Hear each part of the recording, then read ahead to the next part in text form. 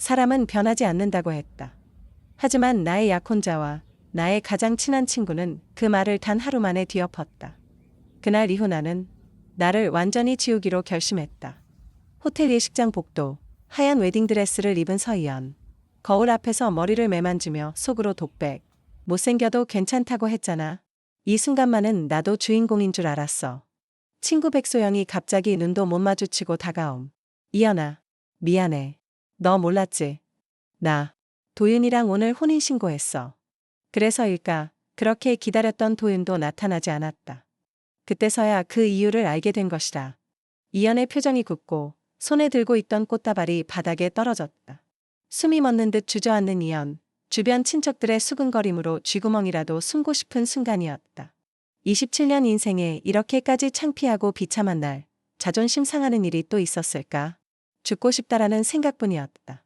엄마와 여동생은 나를 부축하고 겨우 집으로 돌아왔다. 분노한 아빠는 도윤에게 전화했지만 전화도 받지 않는다고 하셨다. 문득 고등학교 시절의 모습들이 떠올랐다. 교실 한켠 외진 곳에서 거의 혼자 지냈던 나, 내성적인 성격에 나는 언제나 혼자였다. 나의 초라했던 여고 시절은 3년 내 외롭고 어눌한 나날이었다. 외모 때문에 의기소침하고 혼자였던 나에게 유일하게 나만의 친구로 다가왔던 백소영. 그래서 언제나 나는 의지하고 누구보다도 믿었던 친구였다. 소영의 집은 엄마와 단 둘이 사는 집으로 형편이 좀 어려웠다. 나는 부모님네 옷을 하나 사면 꼭 소영이 것도 사달라고 부탁했다. 우리 형편도 그다지 넉넉한 편은 아니었지만 엄마도 소영이 집안이 딱하다는 것을 알고는 내 부탁을 들어주셨다. 이런 관계를 알게 된 도윤이는 나를 위로하듯 세 사람은 아주 가까운 친구로 지내게 되었다. 나는 지방대학에 합격해서 다니고 있었고 소영이는 바로 알바로 전전긍긍하며 지내게 되었다. 그렇게 흩어진 우리들은 각자의 삶을 살다 우연히 도윤이 내가 다니는 학교에 찾아왔다. 나는 너무도 반갑고 고마워서 도윤과 사귀는 계기가 된 것이다. 뒤늦게 안 사실이지만 도윤은 소영과 사귀다 헤어지고를 반복해왔던 사이였다.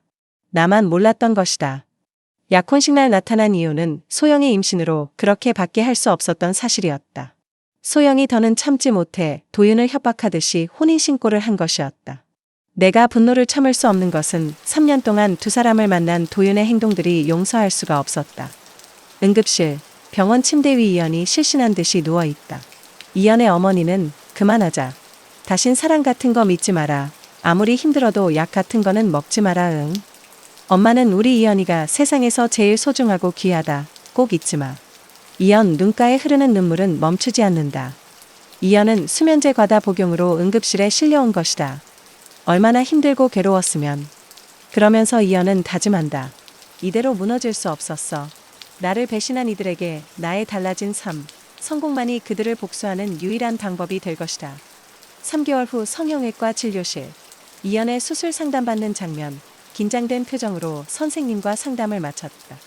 그동안 저축한 돈으로 치아 교정, 시력 교정, 얼굴의 전반적인 성형으로 이연은 변화를 계획하고 있었다.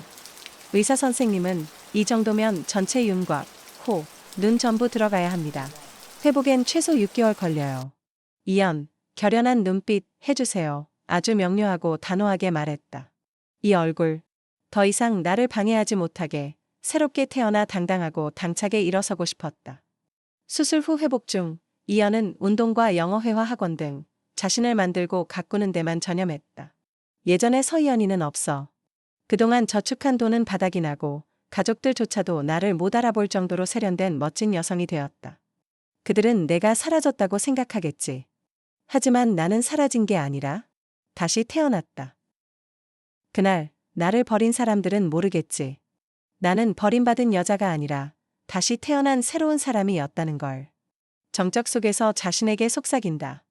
이제부터는 서희연도, 그 시절 못생긴 서희연이도, 주눅들었던 서희연도 없어. 난 서지아야. 법무사 사무실에서 개명 신청서에 사인하는 서희연. 이름란에 서지아, 완벽한 변신으로 새롭게 출발하는 것이다. 그렇게 완벽한 모습이 되었을 때 경영 컨설팅 회사에 입사하였다. 작은 스타트업, 직원은 6명. 누구도 지아의 진짜 과거를 모르는 곳이다. 야근, 실수, 그리고 반복되는 자책 속에서 지아는 포기하지 않고 새벽까지 사무실에 남아 컴퓨터를 붙잡고 내 것이 될 때까지 열심히 업무를 파악하고 실무를 익혀갔다. 외적인 변화와 당당함은 사람들이 지아를 대하는 태도와 자세가 달라졌다.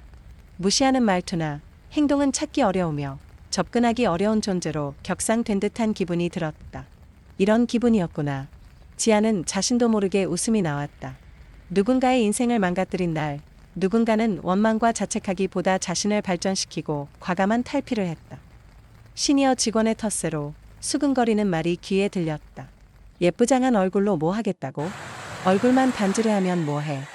지아의 냉정한 한마디. 외모로 평가하지 마세요. 제 맡은 업무는 잘하고 있어요. 하지만 당신처럼 뒤에서 뒷담화는 하지 않아요. 누구보다도 열심히 제 할 일 다 하고 있다고요. 지금껏 6개월 동안 팀장과 대표님은 지아를 눈여겨보고 있었다. 드디어 지아를 프로젝트에 투입하게 되었다.